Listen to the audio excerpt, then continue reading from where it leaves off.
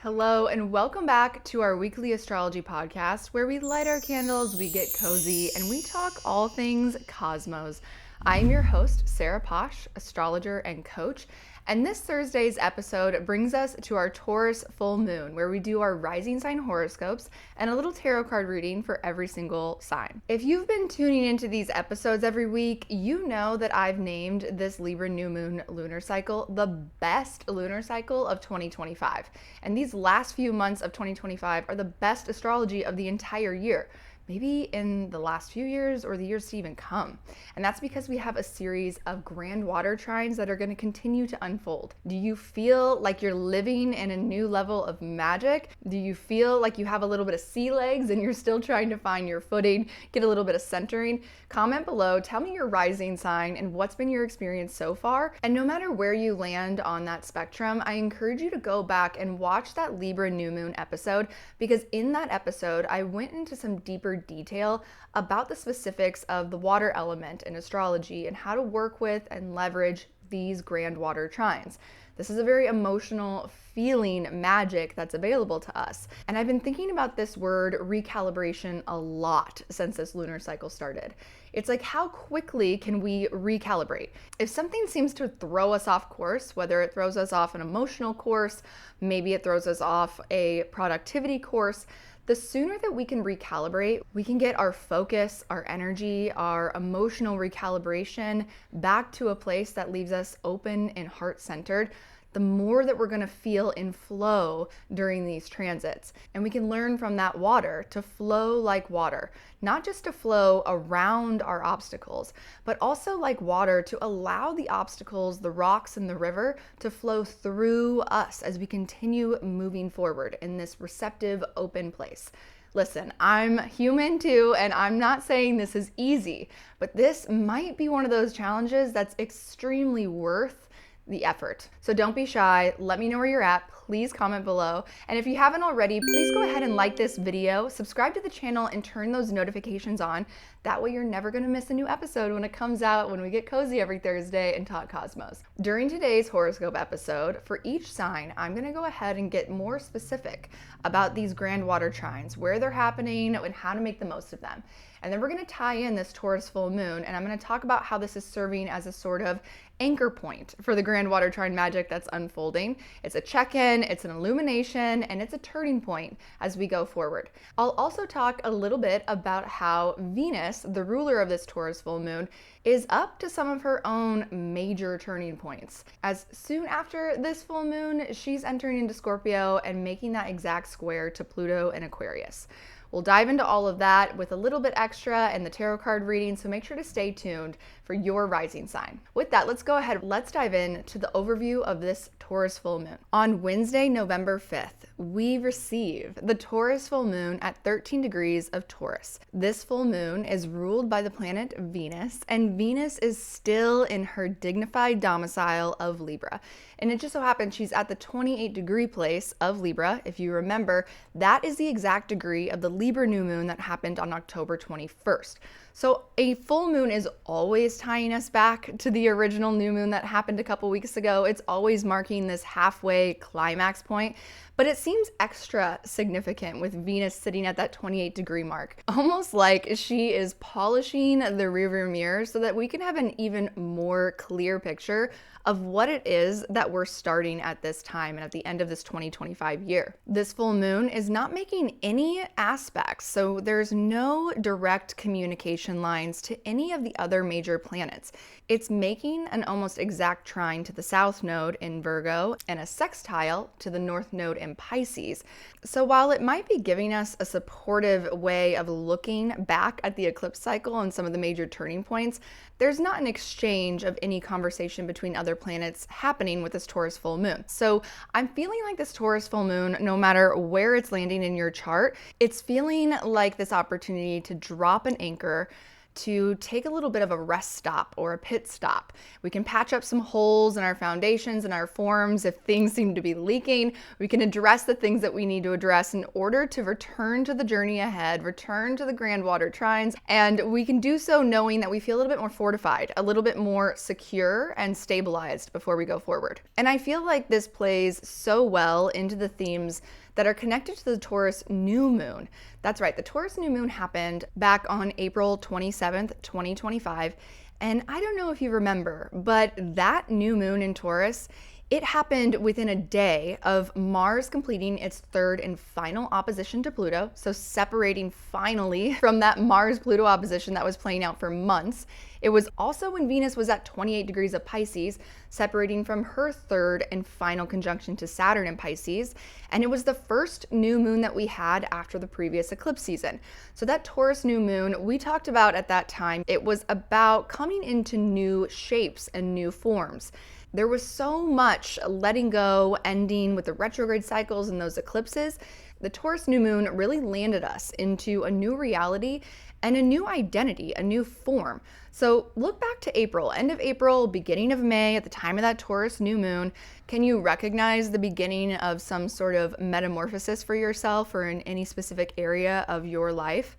And how, when we get to this Taurus full moon on November 5th, how does it feel like those new forms are coming into their next stage of evolution, development, and growth? If we think about the metaphor of a plant, it might have been like at the Taurus new moon, end of April, we were planting all new gardens. We were putting the seeds into the ground, and we were maybe even starting to see new life breaking the surface.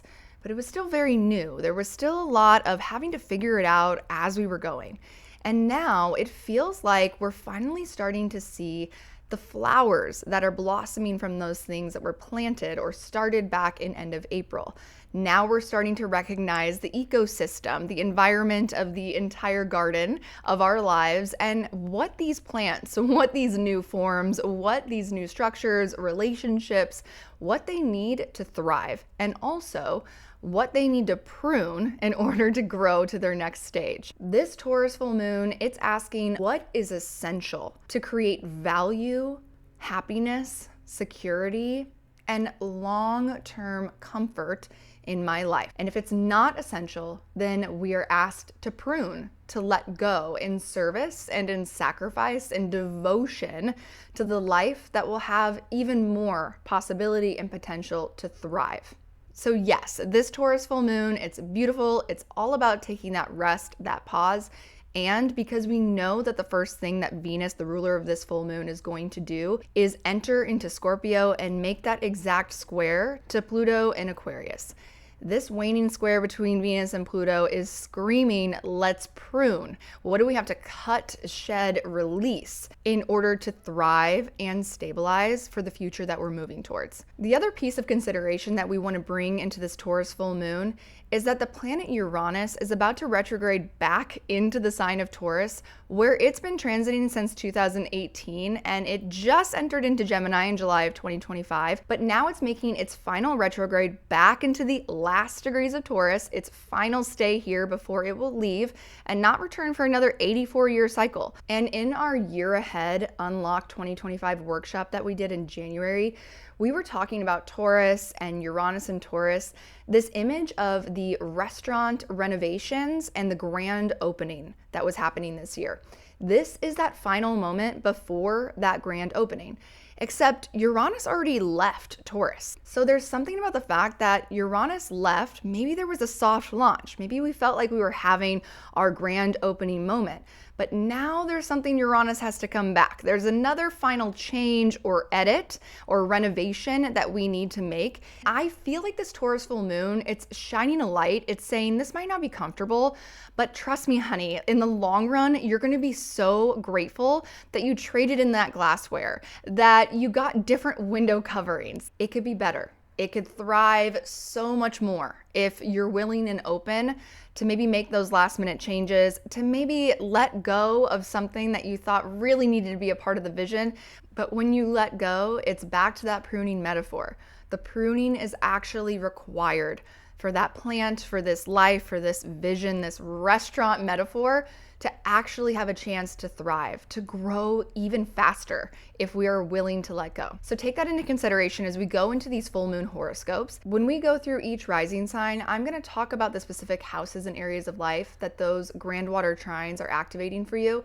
And I'm also going to point out how this Taurus full moon, this Taurus place in your chart, is where if you invest a little bit more time and energy into building a stronger scaffolding, a stronger boundary, container, or standard, increasing the quality of this area of your life, it could serve as a really supportive container to hold even more possibilities that these grand water trines are going to continue to wash into our lives. If you're somebody that feels like you're struggling to connect to the magic that I'm sure so many other astrologers are also talking about in this season, and you'd like some grounding guidance, I encourage you to check out my one-on-one consultations. They are linked below. We can sit together and we can anchor into what's happening in your personal chart and your personal timeline and how to recalibrate and leverage this astrology so that you don't feel like you're drowning, you don't feel like you're floating, you don't feel stressed that you're missing some kind of opportunity. I trust together we can find the way that this astrology is wanting to work with you. So again, you can check out that link, my one-on-one consultations, below this video. With that, let's go ahead. Let's dive into the rising sign horoscopes and tarot card readings for each rising sign.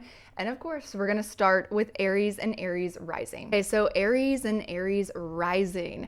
Let's start with the grand water trines. These are activating your 4th, 8th, and 12th houses. The way that you create more magic and more flow with what's just starting to come through these grand water trines is by sinking deeper into your inner sanctuary, your inner sense of self and security.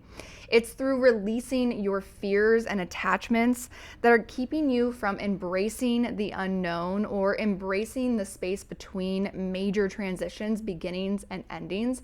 And also through allowing more space, stepping away from the everyday, going into deeper self-reflection, allowing for more rest and renewal before the next big chapters are ready to fully take form and take shape. The Taurus full moon on November 5th is happening in your 2nd house of livelihood, of assets and resources. So this full moon, it's asking you to drop an anchor, to take a step away from everything that's happening, and to reflect on how you can fortify this area of your life even greater to stabilize, to support the new life that's coming through or the new life that you're being called to move towards. So how can you build a stronger scaffolding when it comes to your livelihood, when it comes to your talents and your gifts to elevate the standard of what you depend on? What are your resources, including on a mundane level, money, and also though investing in the other resources that you have, including your own talents, your own gifts. How has Uranus been shaking things up, doing a little renovation or a remodeling in this area of your life since 2018?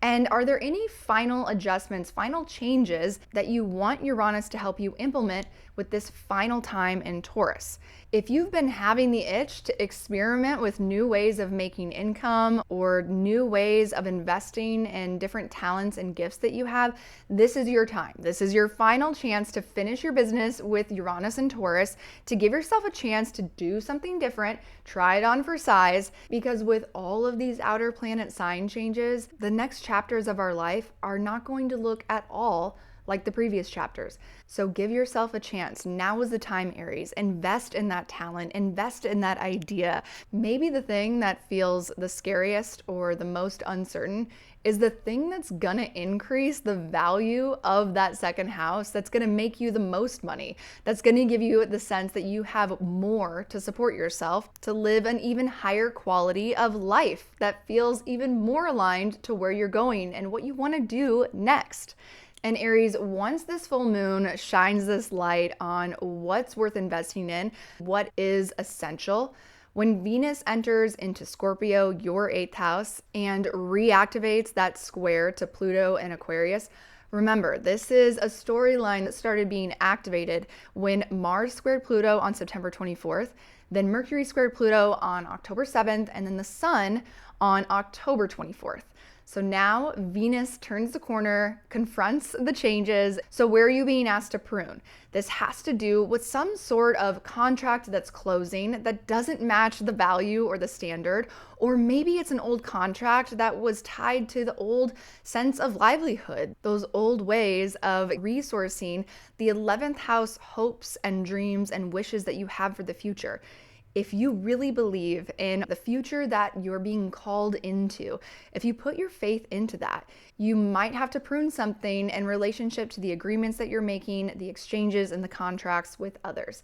So don't be afraid to create some space to step into the unknown in order to trust that what is essential for the future, what is new, what is taking shape, will actually thrive even more. Aries, that's your horoscope. Let's go ahead, let's pull your tarot card.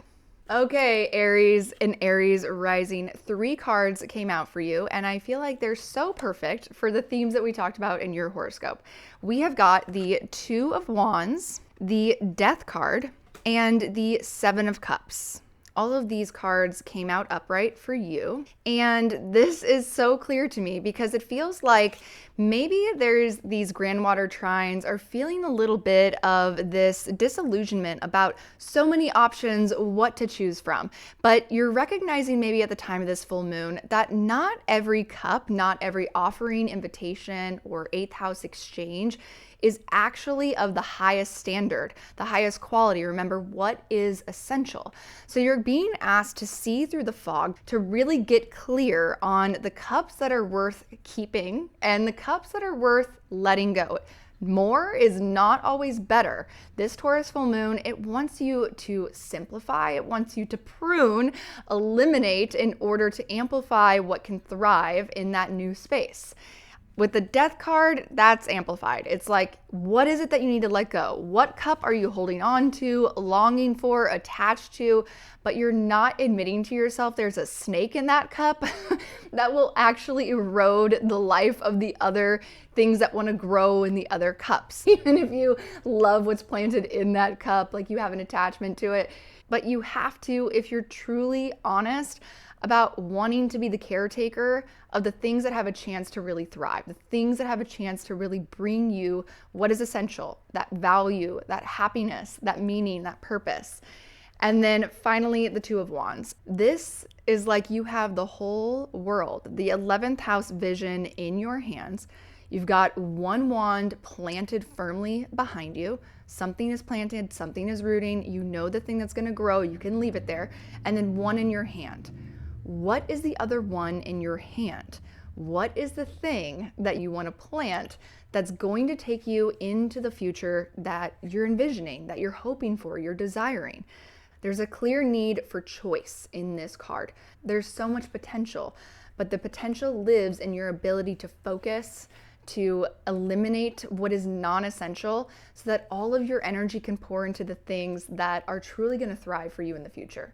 Aries rising, I'm curious, how does this reading and this horoscope resonate for you? How are you feeling at the time of this full moon? Comment below and let me know. Is there something you're hesitating to give a chance when it comes to your 2nd house? Or is there something you're hesitating to let go because it's been a security blanket? Comment below. I want to hear from you, all of my Aries and Aries rising. That brings us to our next horoscope, Taurus and Taurus rising. All right, so Taurus, the grandwater trines are activating your 3rd, 7th, and 11th houses. These are our relationship and social places of the chart and of life.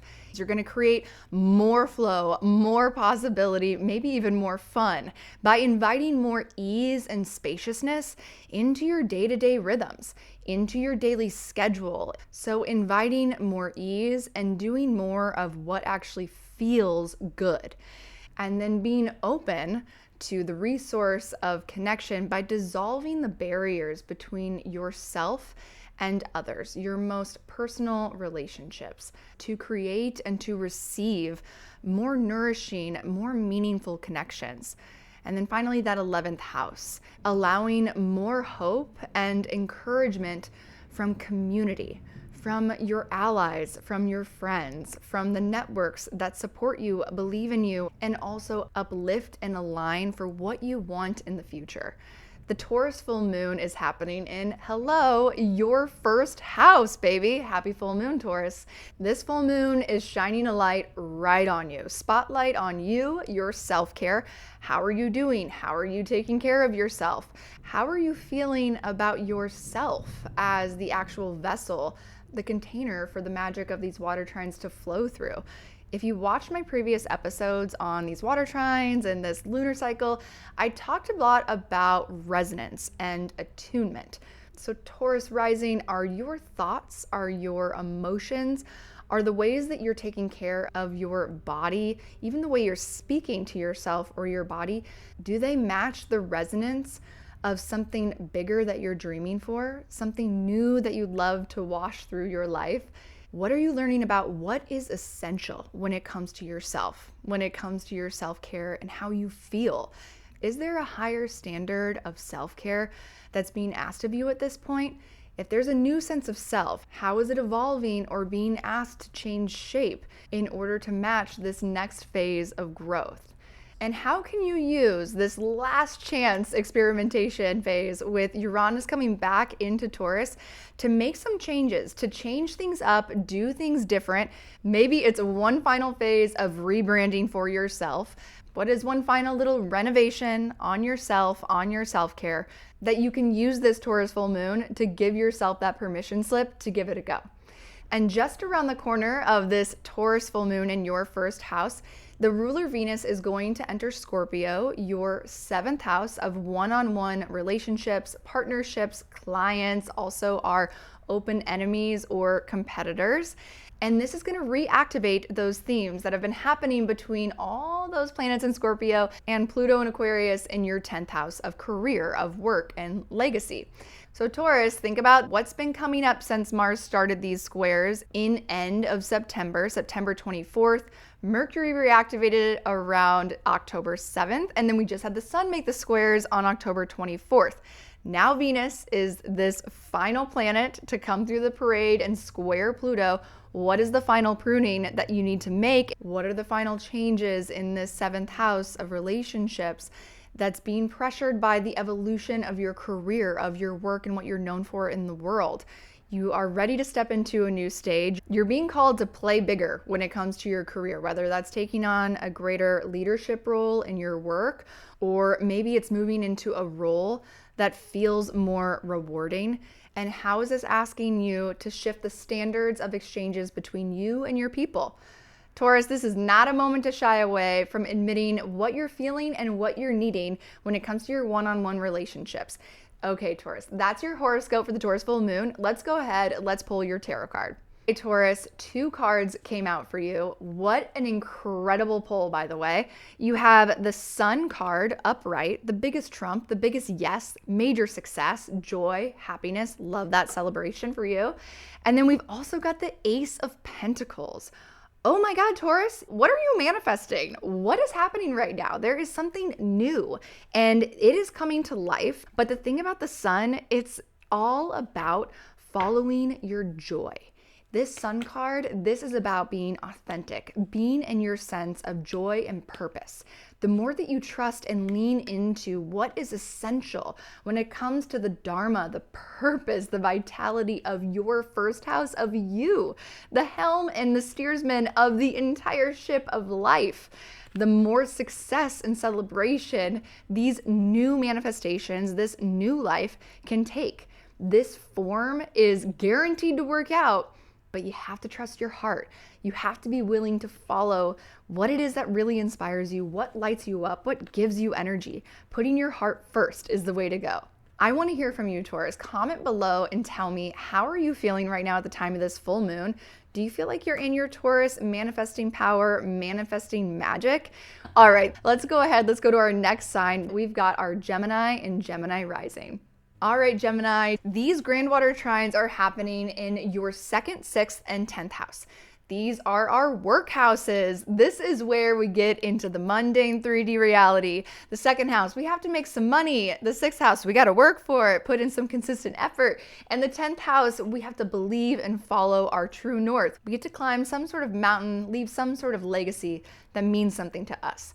So Gemini, you're leveraging the magic of these water trines. You're creating more flow, more potential for possibilities to wash into your work and livelihood by really resonating and embodying the feeling of living with more than enough.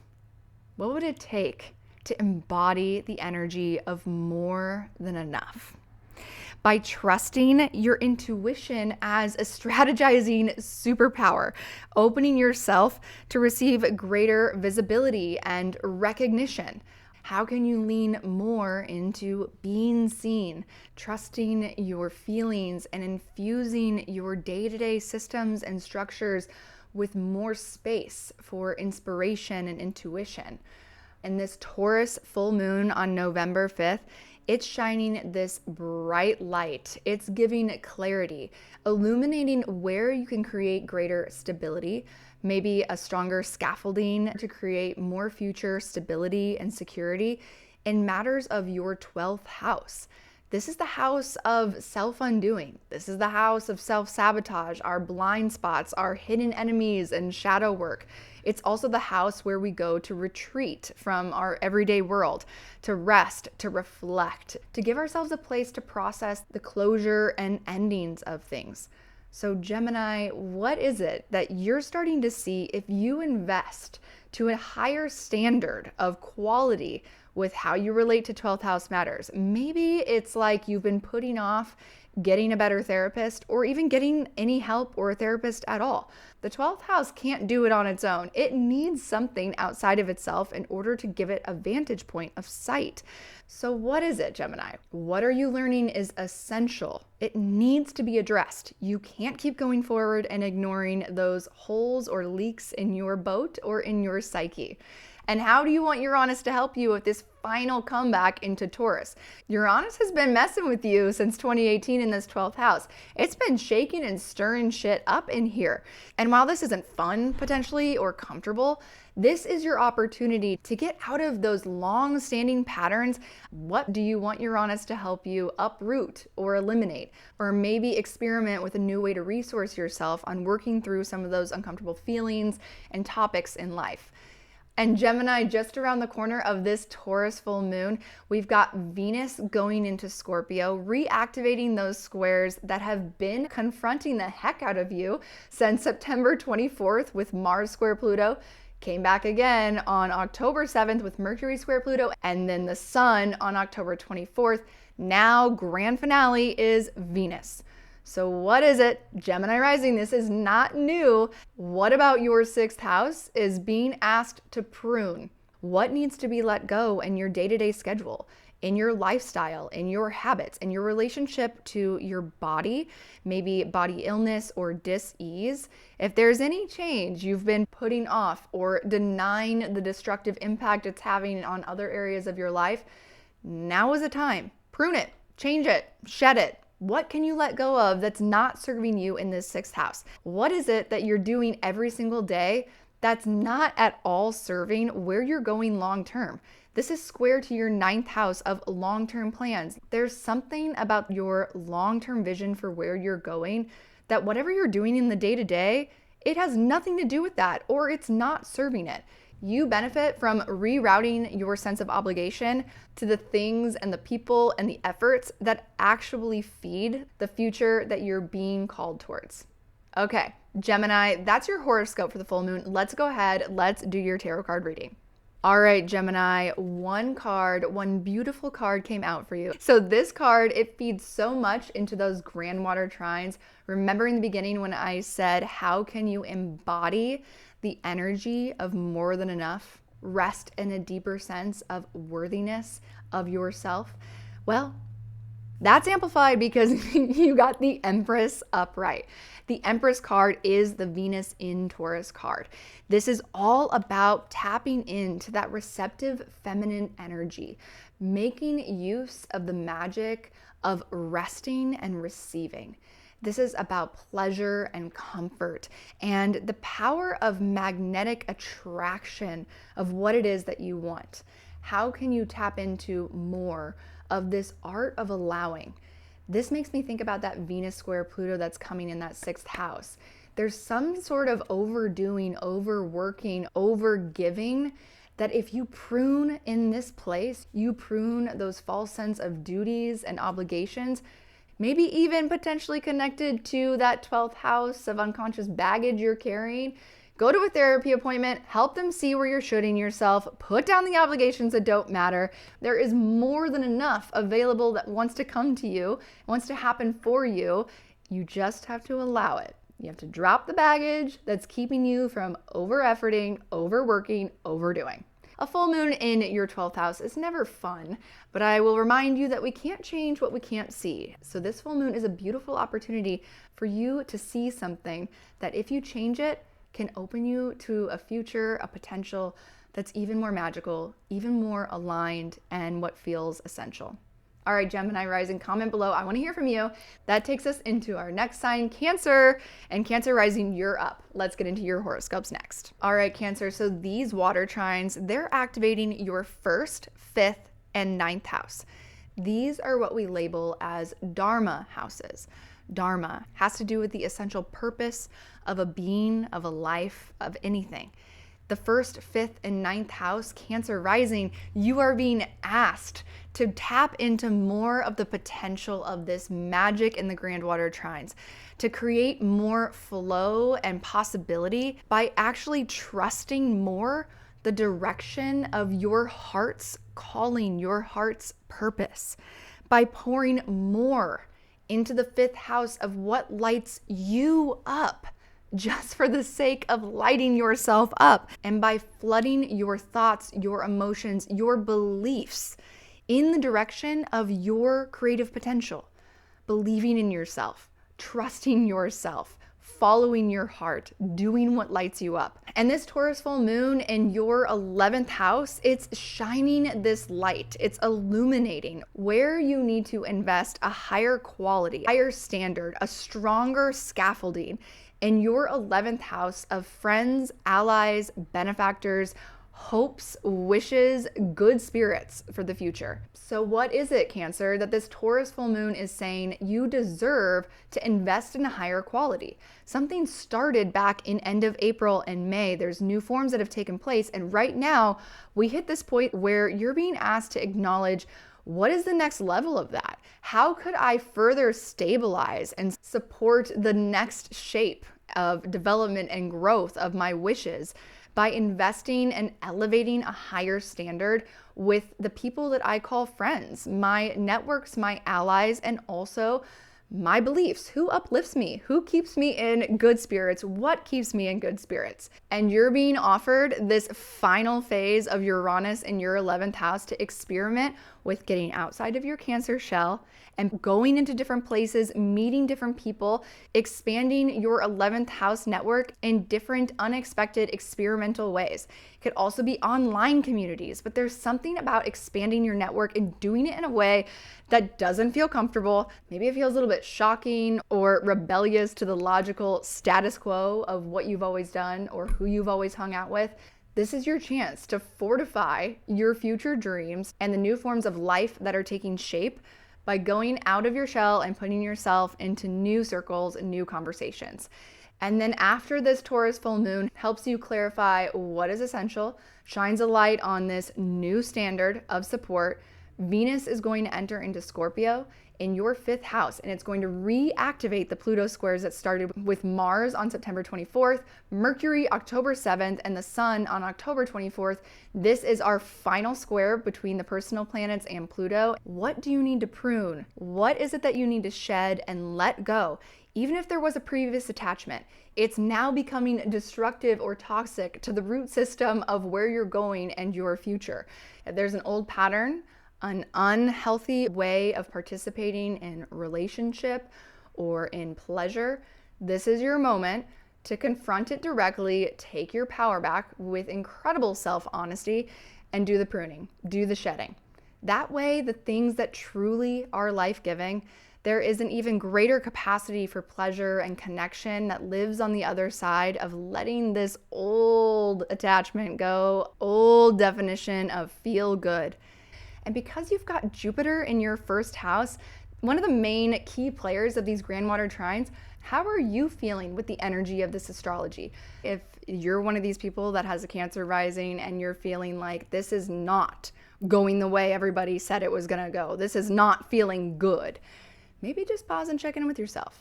Is there a little bit of resistance? Where could you release some resistance? Where are you shelling and armoring up that's actually preventing you from being able to receive what wants to help you? If you're feeling like all you want to do is hide in your shell, Cancer, we need to talk. Book a call. All right, let's go ahead, Cancer. Let's pull your tarot card. Okay, Cancer. So this was an interesting pull for you. When I was shuffling the cards, I kept getting way too many cards. I had to start over a few times. And then finally just one card popped out, but I felt this intuitive pull to flip the deck over. And the card that's on the bottom of the deck is a card that continuously came out when the multiple cards and the piles were coming out. So I just want to name, there's so much help trying to reach you. It literally struggled to give me less than 5 to 10 cards for you. But we're gonna go ahead and give you the reading. So the one that came out of the deck was the 3 of Swords. And the one at the bottom of the deck is the Strength card. So both cards are upright in this reading, and I think this is so beautiful for you. The 3 of Swords to me really speaks to that Venus square Pluto that's happening on the other side of this full moon. Potentially some of the resistance or the clouds that are fogging the sense of availability or hope and inspiration connected to the water trines. There's some sort of major ending, heartbreak, or grief that still needs to be fully processed and released. Are you holding on to any resentment, any bitterness, or betrayal? How could that be not protecting you, but actually serving as a barrier, preventing you from moving forward, from catching the waves of these grand water trines? What I love about this is that instead of shelling up into resentment, instead of getting bitter and guarded, if you really go back to the Strength card, this is about strength of heart. This reminds me of the indomitable heart, the resiliency of the heart. If you're willing to accept the vulnerability and the pain of having an open heart because you actually trust the strength of your heart, look back to your past. There's been probably a lot of times that you can reflect on and say, my heart's been broken. Maybe you're somebody who my heart's been broken over and over again, or you're going through a really difficult heartbreak. But just because it's hard now, or just because it's hurt before, don't let that define what's possible and available for what comes next, what wants to come to you right now. Cancer, this is about letting yourself open your heart back up. This is about alchemizing the pain, the hurt, the betrayal, the resentment.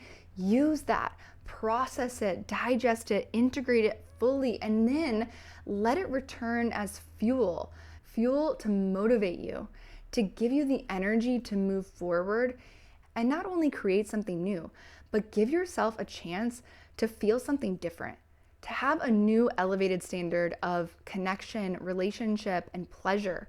Again, remember, these grand water trines, they're in the 1st, 5th, and 9th.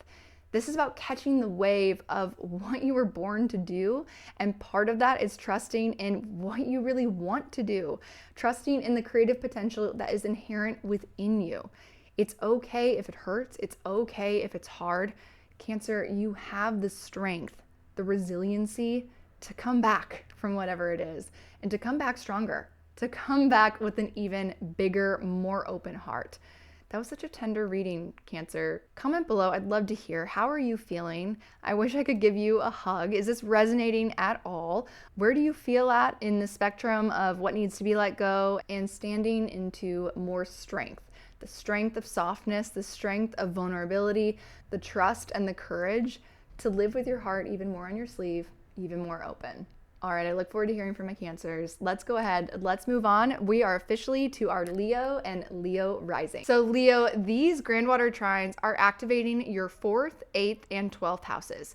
That means in order to create more magic, to activate more flow, or leverage the most out of these water trines, is to actually go deeper. It's about sinking deeper into your inner sanctuary, the place that you call home, but also your sense of home within yourself, that internal emotional security. It's about releasing attachment and fears to the unknown so that you can embrace more change. You can step into that space between major beginnings and major endings. And also, Leo, it's about allowing more space for healing, for rest and renewal, for stepping away from the day-to-day and letting go of the how, of the when, more surrendering and trusting. And this Taurus full moon, it's shining a bright light, giving you even more clarity about what is essential. These new forms, this new life that's been started in the early spring of 2025, it's developing and it's growing. It's ready to take its next shape. And it has to do with matters of your 10th house. This has to do with your career, your legacy, your vocation, how you're known and what you're known for in the public, in the world. So Leo, what is it that this Taurus full moon wants you to acknowledge? There is a higher standard of quality that I can invest in this area of my life. Maybe I've been building in this area, maybe something's been taking shape, but there's parts of it that I'm ready to take a little bit more seriously, or I'm ready to invest a little bit more into what really brings me the most sense of happiness, of value, of vitality, and a sense of purpose. And in what ways is this full moon showing or asking you to build a stronger scaffolding in your career as a container to hold the opportunities that want to flow through these grand water trines? It's asking you to acknowledge where the consistent efforts, the slow and steady progress is actually ready to take a new shape or to grow into its next phase of development. And you've had Uranus shaking up this area of your life, your 10th house of career, since 2018. And it's coming back for its final chapter, its final renovations, experimentations. What is it that you want Uranus to leave you with? Maybe one final change, one final edit, one final opportunity to take a new risk or to try something different. Maybe putting yourself out there in a new way, or applying for a role that really lights you up, but it scares you a little bit because it's not quite status quo to the ways you've previously been conditioned to define success. You have this final time with Uranus. This is the moment. You can say, maybe if I take a risk, maybe if I give myself permission to let in a little bit more spontaneity, a little bit more experimentation of what really lights me up in my career focus, maybe this new life, this new shape, it won't just survive, it will actually thrive. And then just around the corner of the clarity this full moon is bringing, Venus is going to enter into Scorpio, into your 4th house, and it's going to reactivate those themes, those squares to Pluto that started with Mars square Pluto on September 24th, then Mercury on October 7th, and the Sun was on October 24th. There's something about giving yourself permission to redefine your relationship to home, your relationship to what feels like home or what feels good. Now Venus is confronting this evolution that's been coming up between your 7th house of committed partnerships, maybe client work, or even your competitors and open enemies. There's something here where you need to be honest about what actually no longer feels nourishing at the roots. If you're going somewhere new in your career, if you're building a new life, a new form, and giving yourself permission to take a risk, to let yourself trust that it's going to thrive, it needs to thrive with a healthy root system. And how are your relationship dynamics evolving to match that? Is there any relationship dynamics that you're being asked to confront to let go? Venus square Pluto is the perfect moment for you to claim on an even deeper level this new standard of what you will exchange in your relationships. So where are you ready to reclaim the clarity of the standard that you're setting when it comes to the value of feeling at home, both within yourself and your life, and also in your partnerships, in your client work? Leo rising, that's your horoscope for this Taurus full moon. We're gonna go ahead, we're gonna pull your tarot card. Let's do your reading. Okay, Leo, 2 cards came out for your reading and they both came out upright. The first card that came out was the 5 of Swords, and then the second card was this 8 of Cups. This is such an interesting pull. This really brings my attention back to the fact that this grand water trine energy that's being activated, it's in these places of feeling and being and non-doing. There's something about waking up to where you're fighting the wrong fight or fighting for the wrong reason, maybe you do put in too much effort. Maybe you make something happen your way. You kind of force or will it to happen. But at the end, it doesn't really feel good. Like this Five of Swords energy, this doesn't leave you feeling better. It's not strengthening your sense of character. On the inside, it's kind of like this lion that's using its roar of intimidation to actually mask a deeper insecurity inside, when the real strength would be shown in your willingness to walk away from the things that aren't essential. Remember, come back to the very beginning. We're talking about really clarifying at this Taurus full moon what is essential. There is a new life that is taking shape, and it is developing. It's showing promise to take shape into another form, into thriving in the future. But sometimes thriving means pruning. Sometimes receiving means surrendering. Leo rising, you benefit from letting yourself drop all of that inner conflict, all of the mental anguish, the battling, the anxiety, the overthinking, the fear, trying to create certainty and a space of unknown. What if the unknown could be the most fertile place? It's a fertile unknown. I've heard this quote, a worry is a wish you don't want to happen. Every time you catch yourself in some sort of worry, which is the mind's unconscious way of seemingly protecting itself, just pause and see if you can reframe that worry into a prayer, into a request, a help from the mystery and the magic of these grand water trines. Can you trust the divine timing? Can you trust what you can't see yet? Can you trust it so much that you're willing to walk away from these 8 upright cups? I mean, you got 8 cups. Anybody else, they would settle for that. You could just settle for your cups. There's 8 of them, but you know that you're not actually going to be fulfilled on the deeper level, that the astrology this year has been relentlessly pulling and almost aching you to acknowledge what it is that you really, truly, deeply want. This is the moment, Leo. These cards, this reading, this horoscope, and this full moon, this is your moment. Put down the swords, stop fighting, stop arguing with yourself, defending or justifying. It's almost like I'm seeing you in this imaginary courtroom and there's like 2 different people on your shoulder and they keep going back and forth about the right decision to make, the right path to take. And it's a logical, linear mind in the past. And then there's this soul voice. There is the heart's longing and knowing. So Leo rising, stop fighting. You're not in a court case. The grand water trines, they want to help you. They want to bring and resource you into a more nourishing and connected way of living in your life and being in partnership with your people. Leo, I want to hear from you. Comment below. What resonated today the most about your horoscope? Where are you feeling the most connected to the astrology that's happening right now? And how are you choosing to work with this full moon?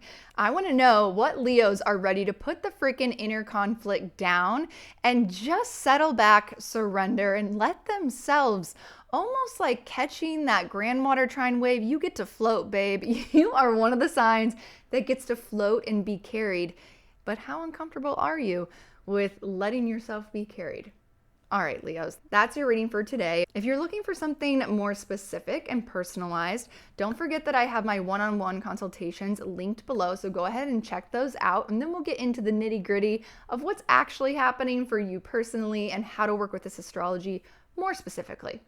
On that note, let's go ahead. Let's get into Virgo and Virgo rising. All right, Virgos, the grand water trines are activating your 3rd, 7th, and 11th houses.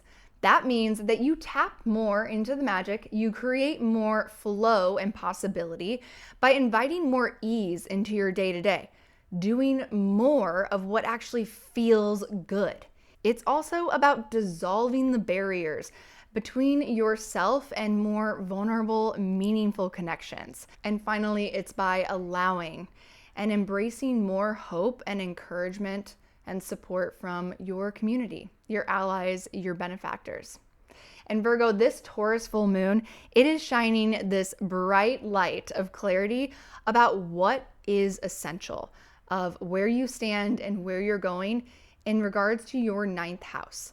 So you are being asked to drop an anchor of committing to the long-term journey, the long-term plans, This ninth house, there's some sort of calling, there's some sort of vision quest, or almost like a call to step into more of embodying your mastery. Is there a place that you're being asked to step in as teacher instead of student? Are you being asked to share or publish any writing, do any public speaking, step onto a stage? This Taurus full moon wants you to strengthen the scaffolding of your support, the stability of your life, and the containers in which these new possibilities can flow into and through by simplifying to what is essential, getting very honest and real about what is included in those long-term plans or those long-term goals that has the most meaning in your overall worldview and purpose for whatever it is that you do in this life.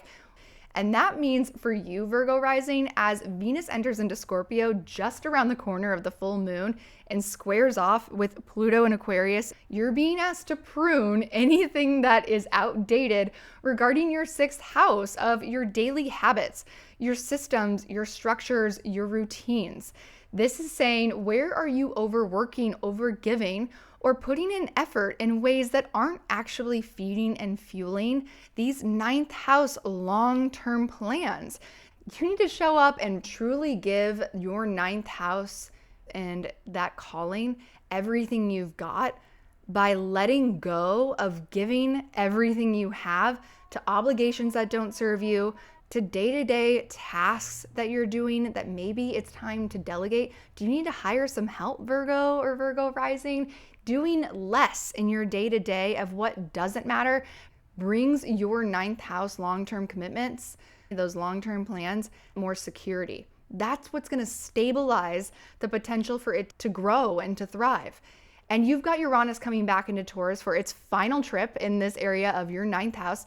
You've been kind of being asked to shake shit up when it comes to what your long-term plans are. What are the things that you really want to develop a sense of mastery in? Or maybe you've had a radical shift in your belief system, your worldview since 2018. This is the final chapter. So if there's anything here that you want Uranus to come and help give those last-minute revisions, those last-minute chances to shed any of the old traditions, the old beliefs, anything, any system that's not actually fueling your sense of vitality and excitement and inspiration for the things that you commit to, follow through on the long run, now is your chance, Virgo.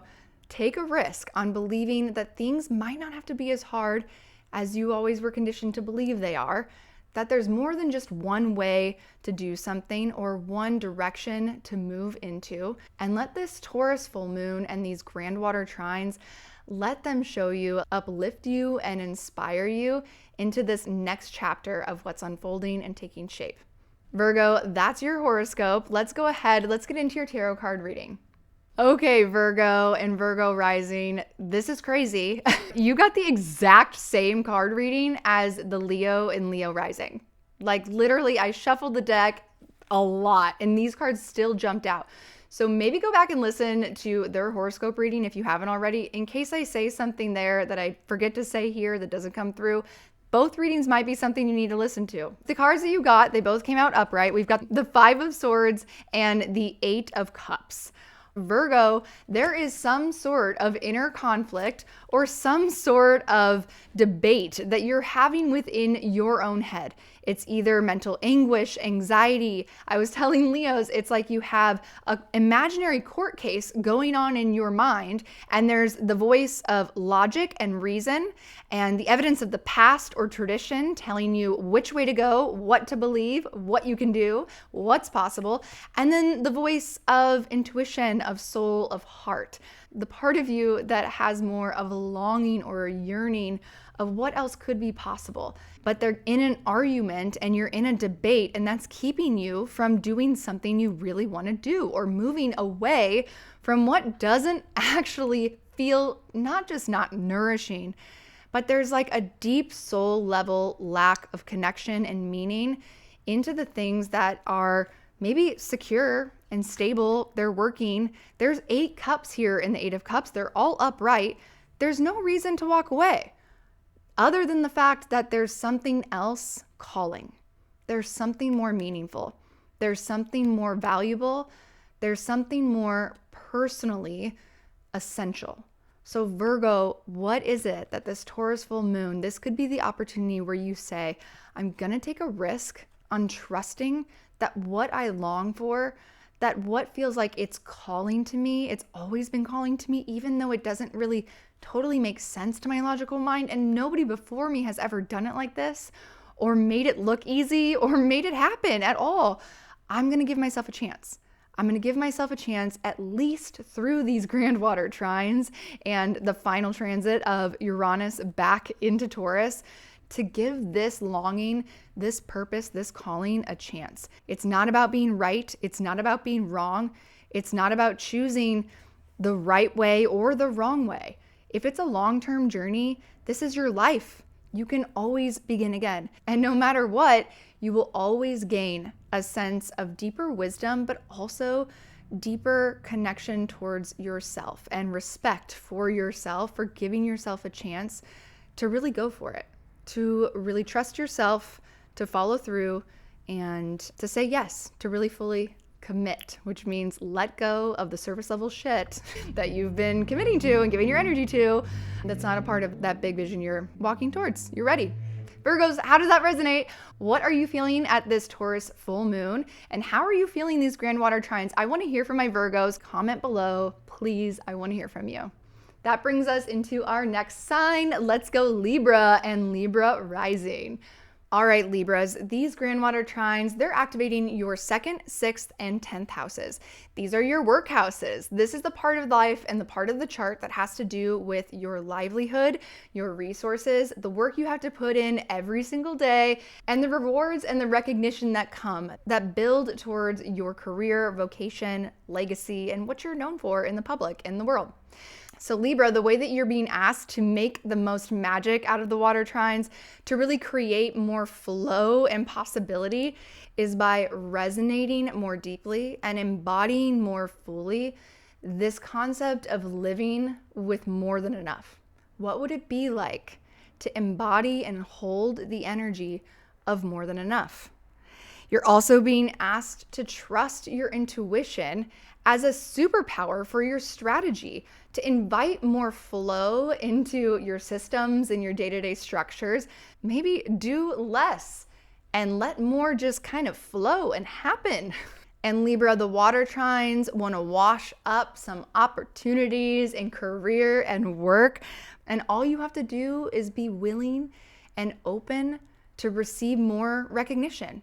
How can you expand your capacity of visibility? This Taurus full moon, Libra, it is shining a bright light of clarity on what is essential.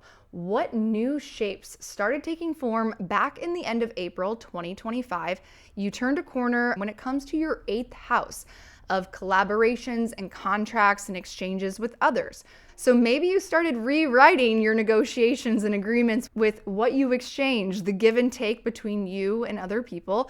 Maybe you also started to recognize new ways of holding center in the midst of great change, moving through those 8th house feelings of fear and anxiety and the mental anguish that comes when we're going through major transitions, major beginnings, major endings. And now at this Taurus full moon, you are seeing what that new form, how is it ready to take its next standard of shape and growth? So for you, Libra, if you're truly owning your value, if you're truly allowing the magic that these grand water trines want to bring you, the more that you fortify the scaffolding of your agreements and negotiations, the more that this new future that's beginning can actually have a safe and secure place to thrive. And you've been working with Uranus and Taurus since 2018, going through some major renovations when it comes to not only who you partner with, but what you say yes to in these exchanges, in these agreements. You've been asked to change things up. And now you have this final chance with Uranus. It's like a refinement phase of the renovations. What final risk do you want Uranus to push you into taking when it comes to stepping outside of the status quo of what you've always agreed to, or maybe even how you've held your sense of value and standard that you take into your exchanges? Imagine all of the breakthroughs in this area since 2018 with Uranus, and they've just been in a Taurus, slow and steady way, compounding and building for this final breakthrough. What do you want that to be, Libra? And then right around the corner of that Taurus full moon, Venus is going to enter into Scorpio and set off that square to Pluto, reactivating the themes. They started with Mars squaring Pluto on September 24th, Mercury on October 7th, and then the Sun on October 24th. Now Libra, your chart ruler, is entering into the gauntlet with Pluto. This is the final test of change. You've been asked to confront what old ways of valuing yourself, valuing what you bring to the table, or your relationship to your livelihood, to money, to your assets and resources. And now you have the opportunity at this full moon to do this kind of final pruning process, this shedding and releasing. Libras, I'm imagining that this has something to do with scarcity mindset, and scarcity mindset that leads to holding on to things that do not actually have value to you and who you are today and the future that you're going towards. Just because something had value at one point in time does not mean that you need to hold on to it. It's okay to let things go. It's okay to clear your closet. It's okay to say no when somebody offers you a gift if it's not going to actually add to your sense of what is valuable. So you can say no, and that might actually be the way that you create space for a bigger, more meaningful yes to come. Comment below, let me know, how does that resonate? How have you been feeling with these second house squares to Pluto in your fifth house? Do you feel like there's been a cathartic reclamation of your creative agency, your creative power, that's led to you being willing to say, I'm not gonna do something just because it pays if it's not helping me feel good or giving me a place to channel my genius. Like, I wanna do more of what actually fuels me and feeds me and is fun. And I'm going to use this magical grand water trine energy in the end of 2025 to give myself and to give life a chance to surprise me and show me maybe I could have even more resourcing, more support if I trust my creative genius and creative instincts. Libra, that's your horoscope. Let's go ahead and do your tarot card reading. All right, Libra, the tarot card that you got for this Taurus full moon is the Three of Pentacles upright. The more, Libra, that you say yes to resourcing your connections and your collaborations, sharing and exchanging resources with others at this new standard, at this new quality of understanding about what is essential, what it is that you want to create, and who you want to create it with, that is what's going to give your dreams, your work, your bank account a chance to evolve and grow and thrive. Maybe to a level you've never even experienced before. Remember, tap back into more than enough. This is all about collaboration. This is so beautiful for this Taurus full moon because the Three of Pentacles, first of all, three, it is the most stable shape, the triangle. And we're talking about these grand water trines, but the Three of Pentacles is bringing that into earth and into form. So bringing in this theme of collaboration and connection. More than enough also means that we're willing to ask for help and to also engage on that exchange, on that mutual reciprocity, symbiotic relationship. So Libra, whatever you feel like is beginning or you're building when it comes to your life right now, think about what people really add to the value. What are the essential qualities of the people that I'm going to come into contract or collaboration with?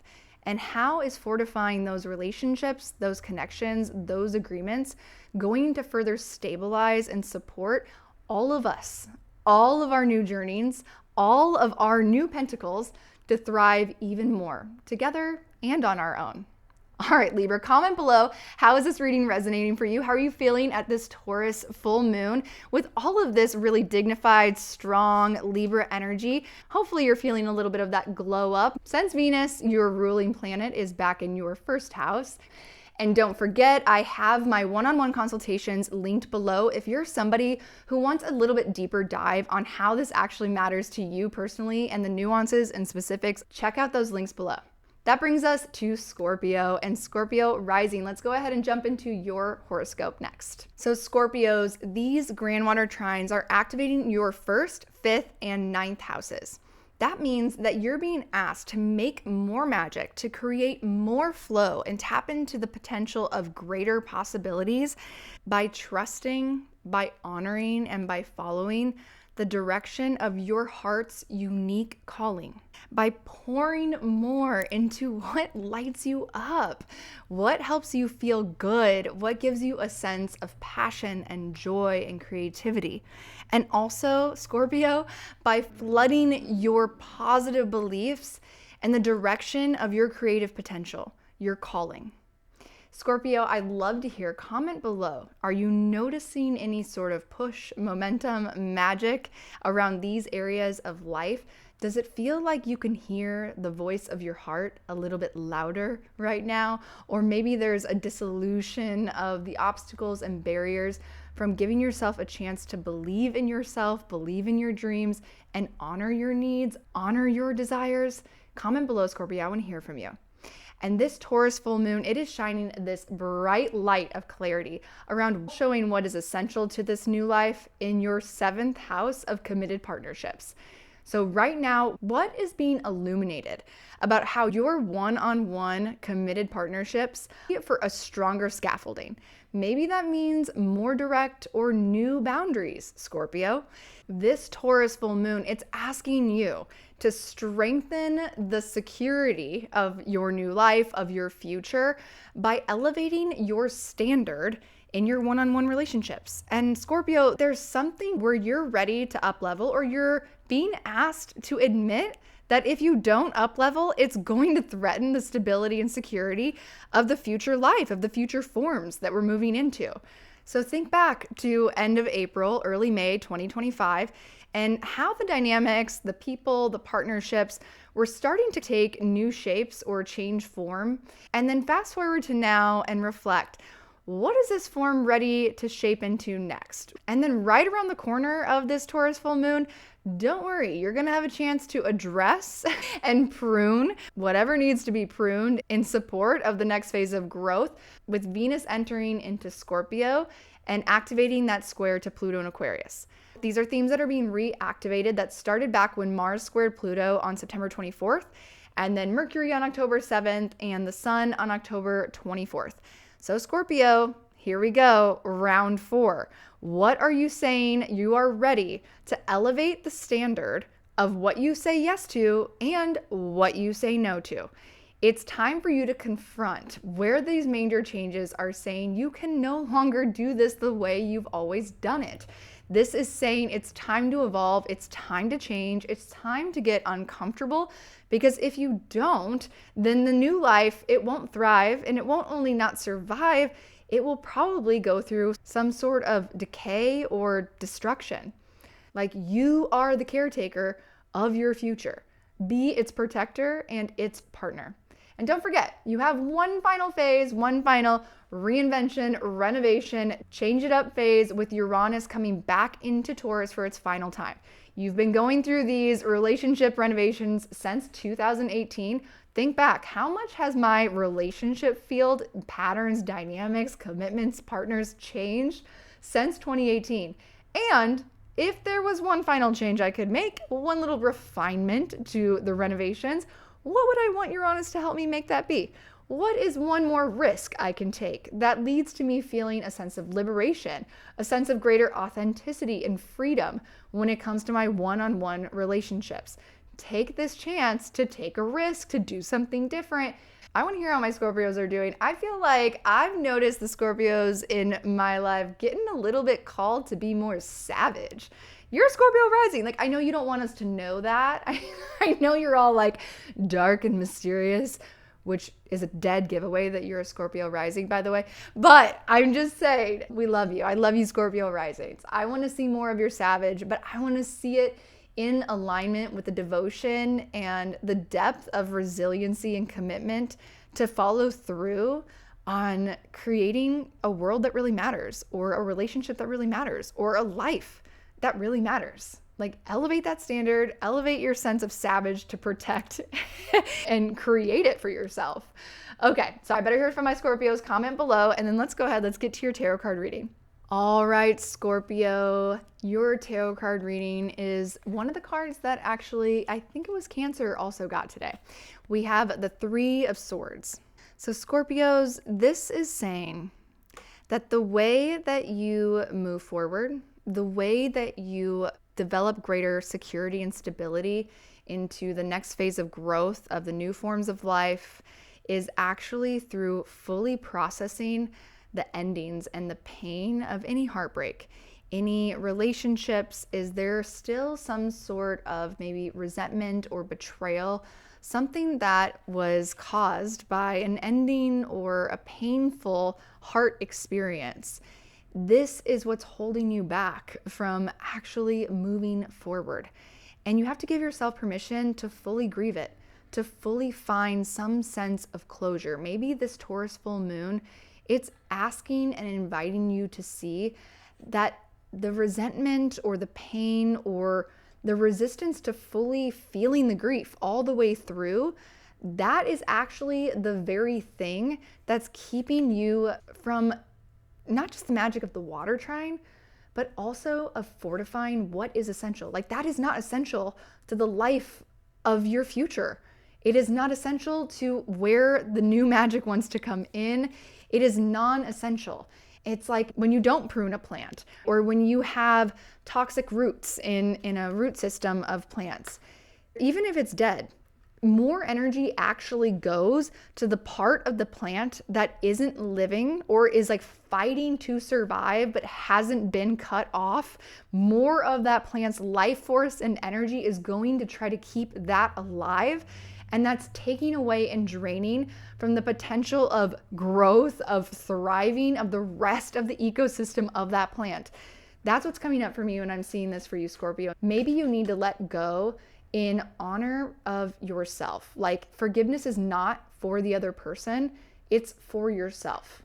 Let it be more like a compost, a regeneration to what it is that you're beginning and where it is that you're going, and the people that do matter, and the people in your life, in your ecosystem that deserve more of your love and your energy and your life force.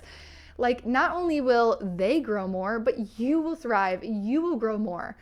This is a time to let yourself open up to something new. You have such a strong heart, so much resilience. Scorpio, the future is waiting for your permission to move forward. Comment below, let me know, Scorpios, and if you're looking for any more one-on-one conversation, some deeper dives on the specifics for how this is impacting you personally and your Scorpio rising, you're really feeling this reading, go ahead and make sure to check out, I have my one-on-one consultation linked below this video, and I'd love to hear from you. Maybe hold a little bit of space for helping you process and release and remind you of the savage badass that you are, the good that deserves your energy, commitment, and life force. All right, Scorpios, I'm loving you. I'm thinking of you. Let me know how you're doing. Let's go ahead. Let's go on to our Sag and Sagittarius rising for your Taurus full moon horoscopes. All right, Sagittarius, these grand water trines, they're activating your 4th, 8th, and 12th house. That means that this astrology, it's asking you to make more magic, to create more flow and tap into more possibilities by sinking deeper into the sanctuary that you call home, both your physical home and also your internal home. So your inner sanctuary, your internal sense of security, and through releasing fears and embracing more of the unknown. Letting go of attachments in the space in between major beginnings and major endings, and allowing more space, Sagittarius, for retreat, for rest, and for the healing that comes with closure. There's something new that's been taking shape, taking form since the end of April and beginning of May of 2025. And we're reaching this turning point, this next phase of the growth and development of this new life and what it's going to take to thrive as you go forward in the future. And this Taurus full moon, it wants you to recognize what it is that you need to upgrade when it comes to your approach to these 6th house matters. This has to do with your everyday efforts, your daily grind, your lifestyle, your habits, the relationship to the body or any body dis-ease, It also has to do with your daily schedule and your systems, your structures. How can you actually eliminate the things that are not essential in order to further fortify and stabilize the containers that are holding the possibilities these grand water trines are bringing in and giving the potential for what's new to thrive? You're going to be getting this final reinvention, renovation time with Uranus and Taurus. The change that's been in the making since 2018, asking you to take a risk, to change things up, to break loose from the status quo or tradition of how you always did things. Now you get this final, almost refinement of the renovation phase with Uranus and Taurus. What is the final change you want to make? What is the final tradition you want to break ties with when it comes to the obligations and commitments that you put your energy into day to day? When it comes to the way that you relate to your body and taking care of your body. And Sagittarius, after you get this clarity of what is essential, after you elevate the standard of how you operate in the day-to-day, then you're going to turn this corner right after that full moon and have this final opportunity with Venus entering into Scorpio, your 12th house, and making that square, confronting those major changes with Pluto and Aquarius in your 3rd house. Remember, this isn't anything new. These themes have been activated since Mars first squared Pluto on September 24th. Then we had Mercury on October 7th, the Sun recently on October 24th, and now Venus. So here we come, this grand finale of acknowledging where you need to prune in order to redirect your energy into what's actually constructive, into the life that actually has a chance to thrive. But the only way that it can thrive to its full potential is if you prune all of the toxic, decaying, outgrown, outworn patterns from the past. And also, you get this final chance. Uranus is coming back into Taurus for the final time to help you with these final big changes. So if you think about what it is that's been changing up since 2018, your rhythms, your routines, the way that you put in your energy and efforts day to day, like the work, the daily grind that you have, your lifestyle, your habits, and think about how you have this final chance, this final moment of refining this reinvention to take a risk, to break free from a tradition or a status quo that honestly, even if you've been tried and true in a fixed earth Taurus way, you've stayed committed, you've persisted, bro, Uranus is like, it could be easier, you could do it faster, it could be more fun. This is your chance, Sagittarius. One last chance to have a breakthrough, to break free, to shake shit up, reinvent, change things up. So think about how you want to use that final stay of Uranus and Taurus. Okay, that is your horoscope for the full moon. Now it's time. Let's go ahead and pull your tarot card. Okay, Sagittarius rising. A pile came out and I was like, I gotta look at it. And I looked at it and I was like, okay, fine. So I'm going to read you all of them, but I'm not gonna go super deep, super thorough. So maybe write down what these cards are, maybe do a little research and investigation if you wanna know more, if you wanna go deeper, or you can book a one-on-one session and we can do a special reading just for you. So Sag, you have the Lovers card upright. You've got the Two of Cups upright. Then the Knight of Pentacles upright, followed by the Hierophant reversed, and that is the central card. Then we have the Seven of Wands reversed, followed by the Queen of Swords reversed, and then the Ace of Wands upright. Let's just give this little story, shall we? So this card reading, first of all, the very central card out of the 7 cards is the Hierophant reverse. This is the tarot that is associated with Taurus. This has to do with tradition, with rules, with structure, with the things that are fixed and unchanging. But it's reversed. You need to break free from unhelpful traditions. Maybe it's something that traditionally used to always work for you, but it is no longer going to work for you. It will become detrimental, not only to survival, but to thrival. I just made that word up. So thrival's not a word. Okay. So on this side of the Hierophant, you have the Lovers, Two of Cups, Knight of Pentacles. This is all about commitment, partnership, and devotion, and also taking your time, slow and steady. The Knight of Pentacles is the slowest knight, but there is still this maturity that is happening. There's this Lovers card and the Two of Cups. If the Two of Cups is like our soulmate card, The Lovers actually has a lot to do with decisions. It's the Gemini card. There's something about choosing what it is that you're committed to and following through on the slow, hard, long journey of seeing something all the way through. And maybe this Taurus full moon is showing you what's worth that.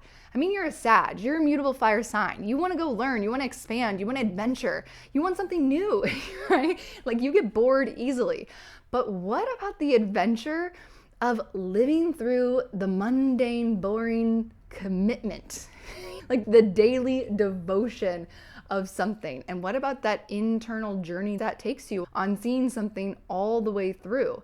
There's something that is truly worth your commitment, worth your devotion, and worth however long it takes. And then on the other side of the reverse tarot font is the Seven of Wands reverse, the Queen of Swords reverse, and then the Ace of Wands upright. This is saying you need to get off of your high horse. It's time to stop defending what doesn't actually matter. Or maybe you're defending a truth, a belief. You're defending an old way of doing something. This is the way to do it. I've always done it, because it's, it's right next to that Hierophant reversed. So it's like that king is no longer on the throne. Like there's a different person in charge now. You're running a different life. It requires different rules, different traditions. And the more you let go of like the need to be right, that can become a very big shadow when it comes to Sag energy, because being right does not always lead to being happy. And right now, we're on the precipice of building these new future timelines. We're setting these stages, and the Grandwater trines, they want to help you, but you have to let go of the way you've always done things. You have to let go of your attachment and your need to be right. That feels very like 12th house baggage to me.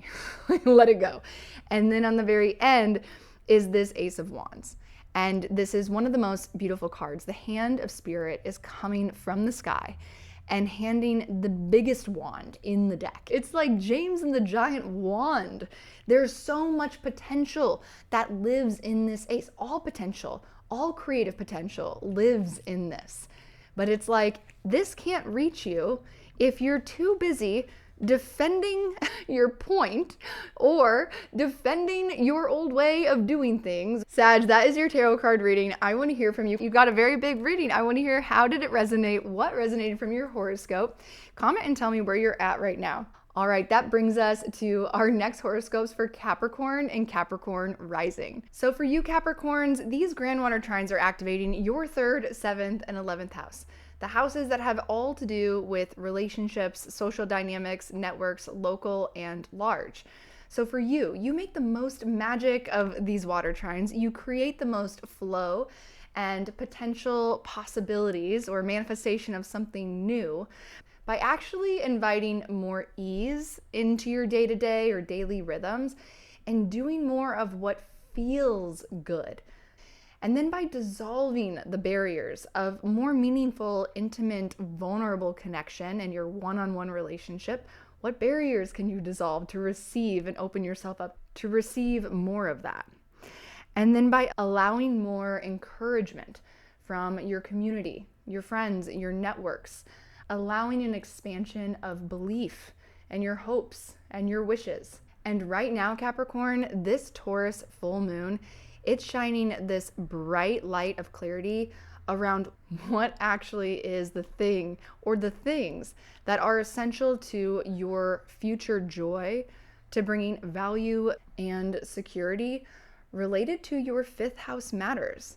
There's this new life that started taking form, started taking shape back in the end of April, beginning of May. Think back to then. What was starting? What was starting to develop or transform, change shape? That was new. And now we hit this Taurus full moon, and you can sense that it's taking on its next level of growth. And how this takes a more stable shape, how you fortify security of future growth or feeling a sense of thriving into your future, is by elevating your standards of your 5th house matters. What is this Taurus full moon showing you? This new shape of creativity, this new shape of pleasure and joy that's going to serve as a more solid container to support all these new things that are happening in your life that are just starting. And how will that help them actually thrive if you pour more into what is essential? You've been working with Uranus and Taurus since 2018 in this fifth house area, and now you get this final closing reinvention opportunity. It's like refining the reinvention, the change that's been happening since 2018. So think back. What's changed? What's been shaken up when it comes to your creative projects, when it comes to your passions or your connection to pleasure, or what pleases you? Use this Uranus and Taurus to say, I'm going to take a risk. I'm going to do the thing that actually lights me up. I'm going to give my creative genius a chance in a new way that feels risky, that feels different. But this is the moment, the final moment since 2018 to go ahead, experiment with it, fuck around and find out, as Uranus would say. And then right around the corner of that Taurus full moon, we're going to get the chance to do some of that pruning work with Pluto. Venus is going to enter into Scorpio, your 11th house, reactivating the themes that have been showing up since Mars initially started this square to Pluto on September 24th. Mercury reactivated on October 7th, and then we recently had the Sun go through the Pluto gauntlet, the ego evolution, on October 24th. So now we come to Venus. And I'm curious, after this full moon, after this elevation of standard, and the willingness to double down on investing on the essentials means that now you get the opportunity to release what is non-essential. What is it that you could release in regards to matters of your 11th house that could be a composting regeneration of resources and energy to deepen and empower your access to second house, livelihood, assets, talents, gifts, the things that you depend on to live the life that feels the best to you. There's something here with Venus and Pluto right on the heels of this Taurus full moon that's asking you to show up and embody and acknowledge this new standard by releasing what no longer serves you in your 11th house of friendships, networks, your benefactors. It's like maybe there was a toxic friendship that you've always kind of ignored, or you've been able to say, well, I have this toxic friend and they're dysfunctional, but I don't really let it impact me. Like, I'm the giver. They never really give much to me. It's not really mutually symbiotic at all, but I've just been friends with them for so long. You have a fixed 11th house in Scorpio. It's like the ride or dies. What have you been ride or dying that it needs to die? Because what it's forcing you to recognize at this point is that it's not just compartmentalized.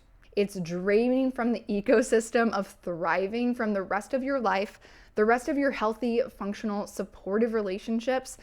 Capricorn, you aren't mommy and daddy to everybody, okay? Your 11th house is definitely the place where you should not be playing mommy or daddy. You need a ride or die that's also gonna lift you up, that's gonna lift you up and pull you out of the darkness when you need it. So this is your opportunity. Let's go ahead and pull your tarot card. Okay, Capricorn, 3 cards jumped out for your reading today. We have got the Lovers card upright, the Knight of Cups reversed, and the King of Pentacles upright. This is exactly what we just finished talking about with those 11th house squares to Pluto in your second house.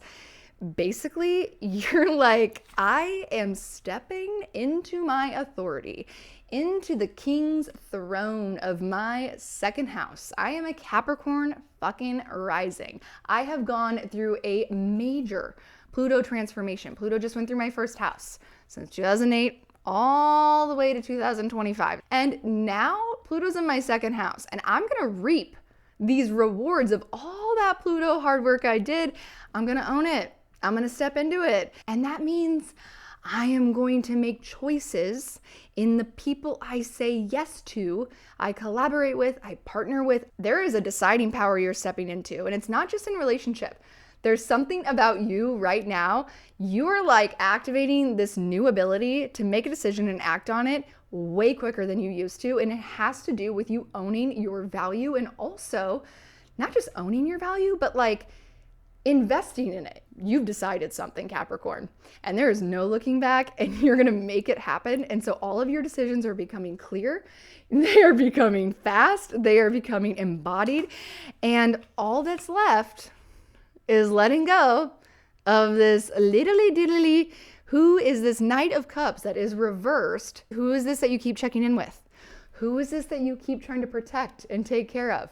And how is it draining you from your own life force and resources? Let it go. Let them go. You can lead them to water And then let go of knowing if they drink it or not. Just keep going. Leave them at the water. Enable their potential for growth. Capricorns, the people that you're playing mommy and daddy to, or that you think you're helping, but you're really just dragging along. Think like a boss Capricorn. You are the boss mode of today's horoscope reading. You had that beautiful freaking Libra new moon in your 10th house, the best new moon of the year in your house of career. I want to hear, comment below, what are you feeling during these grand water trines? How are you working with this energy? And of course, if you're somebody and you want to get into session and talk more on the one-on-one specifics of how this relates to you and connects to your personal birth chart, make sure to check that link below for my one-on-one consultations. Thank you, Capricorn, so much. Let's go ahead. Let's get into our next sign. We've got Aquarius and Aquarius rising. So Aquarius, these grand water trines, they're bringing more magic. They're activating more flow and trying to open you to the potential of even greater possibilities by activating your 2nd, 6th, and 10th houses. These are the areas of work, livelihood, career. So the way that you leverage these water trines, this magical astrology, is through first deepening your ability to resonate and embody living in the energy of more than enough. What would it be like to hold and live with the energy as a state of constancy of more than enough? And then they need you to invite and invest in more ease and flow in your day-to-day efforts. It's about trusting your intuition as your strategizing superpower. You can shortcut, streamline, make efficient so many things in your day-to-day, but it's gonna require you to trust that intuition, Aquarius. And then finally, the way that these grand water trines can help you to make magic in your career is by expanding your capacity to receive more recognition, opening yourself and your ability to feel comfortable in greater visibility. What would it be like to feel even better, feeling more seen? Aquarius, this Taurus full moon, it's shining this bright light. It's giving clarity on what is essential and matters of your 4th house. So matters of your home, your family, your foundations, the cultivation of your inner sanctuary or your sense of security on the inside, from the inside out, so emotional security. What is it right now that this Taurus full moon, it's illuminating? It's saying that you're ready to elevate your standard, your investment on the quality of these 4th house topics so that your future has an even greater potential to thrive. So think back, what was starting back in April, May of 2025? What new forms or new changes started taking shape in your life? And how, when you fast forward to this Taurus full moon time, do you recognize that there's somewhat of a solid beginning here? These structures have somewhat found their footing, and now they're ready for their next phase of development, their next phase of growth. So the way you bring more security, more stability to support these new things taking shape is by investing more into the integrity. Think of the frame of a house, right? The foundation. When this is solid, this is what hosts the capacity to create anything on top of that. It doesn't matter what any interior designer can do in any home. If the foundation or the framing, the original material is low quality, you could spend a ton of money on renovating the inside of that house and it won't last. It will all come to crumble. So what is it, Aquarius, that you're recognizing is essential to the foundation of your future? And it's worth fortifying at the time of this full moon. Also, don't forget that we have Uranus coming back into Taurus, into this 4th house for you for the final time. It started back in 2018. So think back. What kind of Uranian changes, disruptions, shocking renovations were happening in relationship to your home life? Whether that's your home base, your actual physical home, or your place of living. It could also have to do with your family or family relationships. Think how much has changed. Think how much you've reinvented here. Think how much you've broke from tradition of even your own past way of doing things or way of relating to home. And how do you want Uranus to help you make this final refinement of reinvention in your relationship to these matters of the fourth house? And don't worry, because right around the corner of the clarity that this full moon is bringing, we've got Venus entering into Scorpio, into your 10th house, reactivating this power struggle, this confrontation with major changes that started when Mars first squared Pluto on September 24th. Then we had Mercury on October 7th and the Sun just recently on October 24th. So think, what major turning points or what major confrontations you've been hitting up against that are forcing you to recognize where you need to change it up when it comes to how you identify yourself, how you introduce yourself when you walk into a room, how you prioritize yourself, how you see yourself, represent yourself, and also in relationship to how you show up and own yourself and your authority in work and your career. Venus coming into Scorpio, it's giving you this final layer of confronting these changes, of making these choices. Where can I prune old ways of being, old ways of participating, old relationship exchanges or partnerships? Like maybe there's old people you used to work with that are coming back around, or used to get in power struggles with certain people at work. And now it's like, I'm going to show up different. I'm going to do this different. I'm going to prune something about my relationship to how I show up in these work and career spaces that's going to redirect that life-giving energy into all of the places that I'm seeing and I'm believing are really ready to thrive, are taking off, are catching the waves of what's taking me into the future. So I'm curious, Aquarius, do you connect to any of this? Are you feeling the magic that's just started with these grand water trines? What is this bringing up for you? Comment below and let me know. Let's go ahead. Let's pull your tarot card and do your reading for this Taurus full moon horoscope. Okay, Aquarius, we've got two cards that came out for you. And this is interesting because it just so happens that you got one of the same cards as Libra. So one of the cards that came out is the Nine of Swords upright. And then the other card is the Three of Pentacles reversed. So the Three of Pentacles is what came up for Libra. You can maybe go back to that reading if it resonates or feels inspired when I say that, to maybe catch a little bit more information about that card or what came through when it came out earlier. Aquarius, this Nine of Swords, this is some sort of really deep internal struggle of belief or anxiety. It's like these thoughts or these patterns of thinking, like rumination, looping in worry or worst case scenario. My coach has personally asked me when I've been stuck in one of these Nine of Swords loops, this really powerful question. She said, these thoughts, these stories, these really painful beliefs, when you really listen, does it sound familiar at all? Is there anybody from your past that this reminds you of?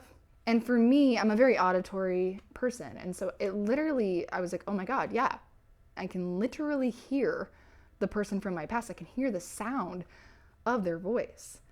And it's realizing and extricating these voices from having power over our own mind, our own choices, our own beliefs.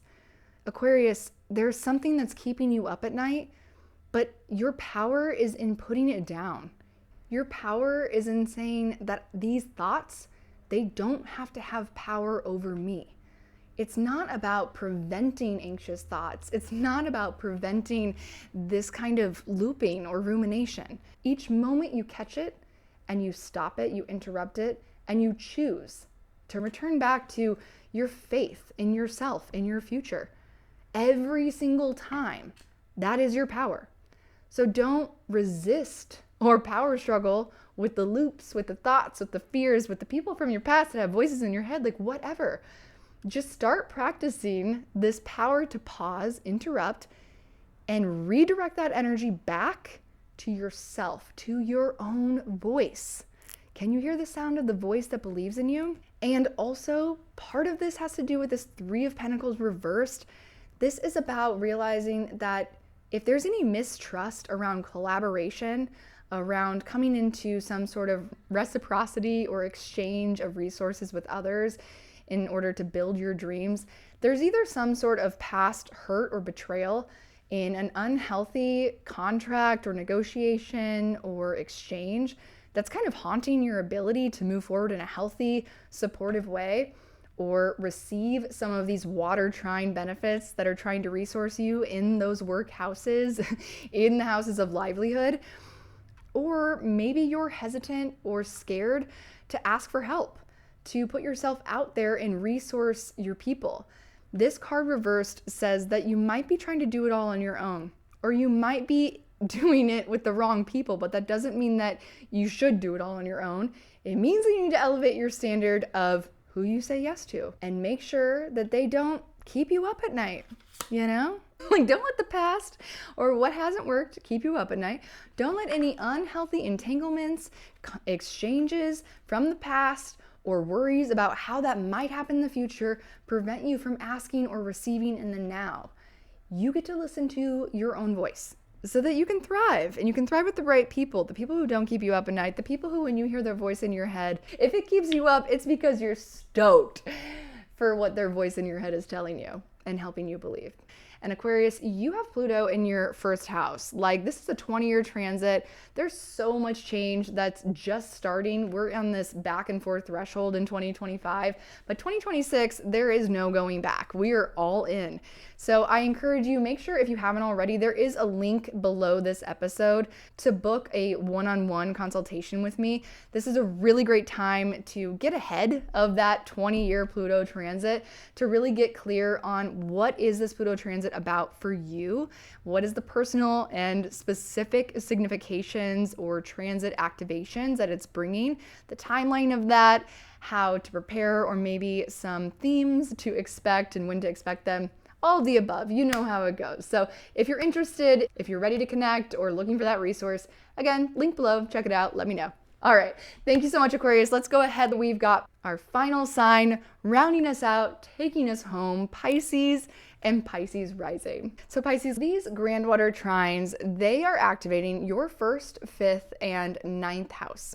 That means, Pisces, that the way that you leverage the magic of these water trines, the way that you create more flow and open yourself for the manifestation of bigger and better possibilities or potentials, is actually by trusting the direction of your heart's unique calling more. Yes, that means literally hearing, listening, trusting, following that call, that passion in your heart. It also wants you to pour your energy, pour more into what it is that lights you up. And finally, the magic of the water trines in your ninth house.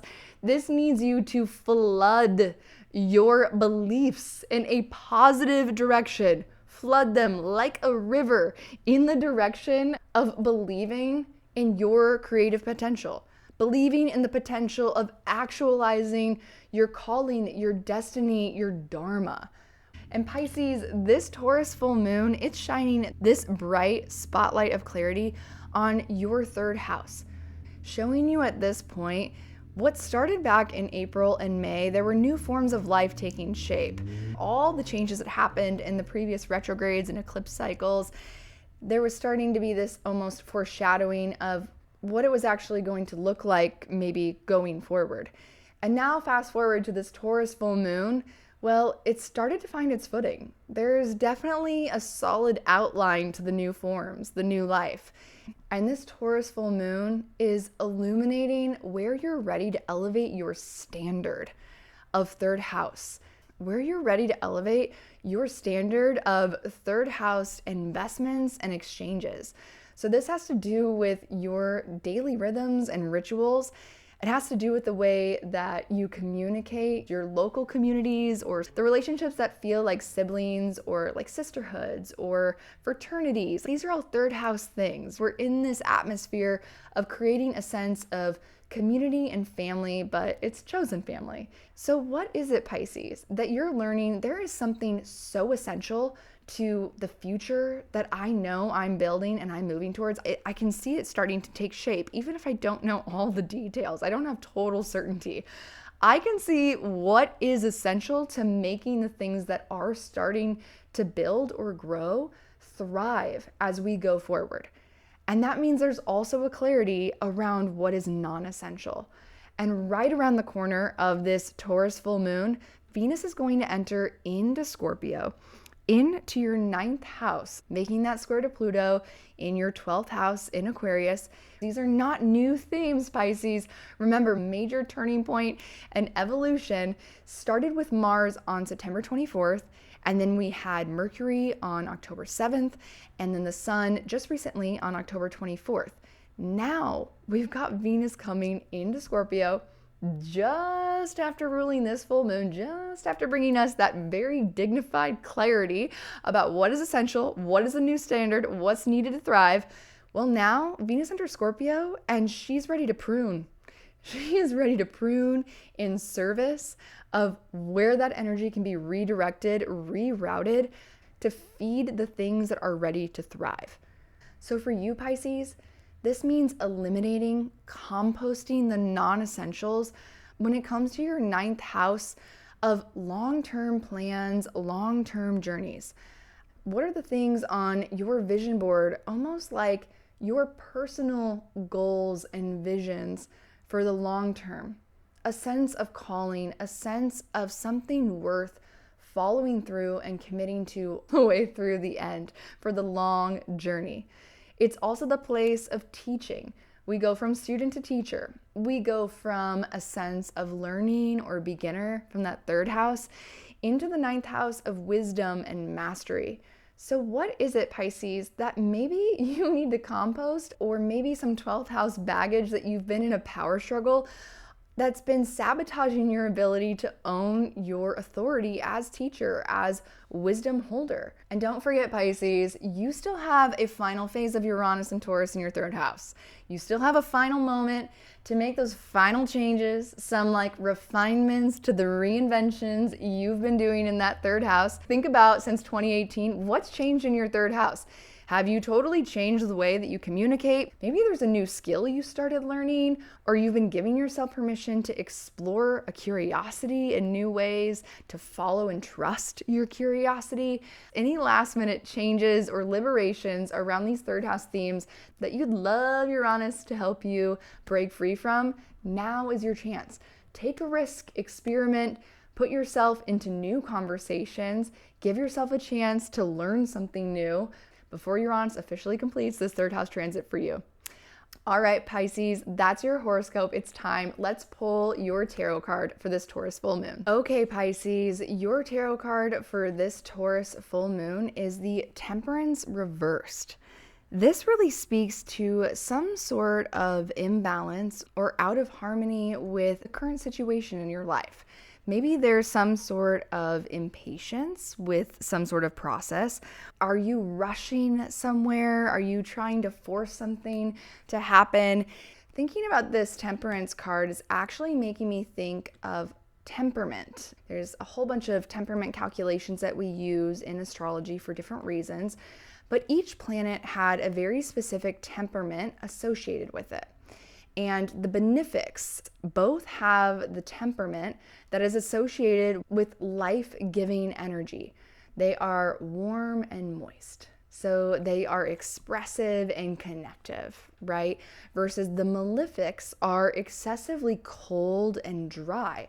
They're temperaments that detract from life or lead to disconnection. So Pisces, for some reason, what's coming to me is like, this Temperance reversed almost feels like there's something that's out of balance, or you're putting your energy and focus on something that's not actually the thing that's going to help you harmonize with the potential magic that's flowing through the energy of these grand water trines, and you need to come into a benefic temperament. Pisces, I just want to remind you that if you're doing too much on one side, 1 cup overfloweth and 1 cup dry out. So give space for the rebalance of the exchange.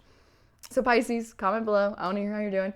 And if you're interested and curious, I invite you to check out the link below for my one-on-one consultations. There's limited spaces available. We can come into session. We can talk about how to make the most of this final phase of your Saturn and Pisces transit, and also just take a look at all of the specifics of your personal chart. What is happening for you? How do all of these transits connect? Not only what's happening in this magical end of 2025, but all of the major changes that are coming in 2026 and beyond. Thank you, Pisces. If you found anything in today's episode helpful, supportive, entertaining, please feel free, if you're inspired, share this with your friends and your family. And if you haven't already, please make sure that you like this video. It helps the channel so much. And you can also subscribe to the channel and turn the notifications on. That way you're never gonna miss one of these episodes. I appreciate anybody and everybody who was able to join us today to take the time to get cozy, talk all things cosmos. And I am wishing everybody the most beautiful blessings for this Taurus full moon. I am so excited to come back in next week's episode, our final astrology forecast episode for this lunar cycle, before we get into the depths of the depths of the depths with that Scorpio new moon cycle coming up next. My name is Sarah Posh, your host, astrologer, and coach. Thank you, everybody. See you all next time.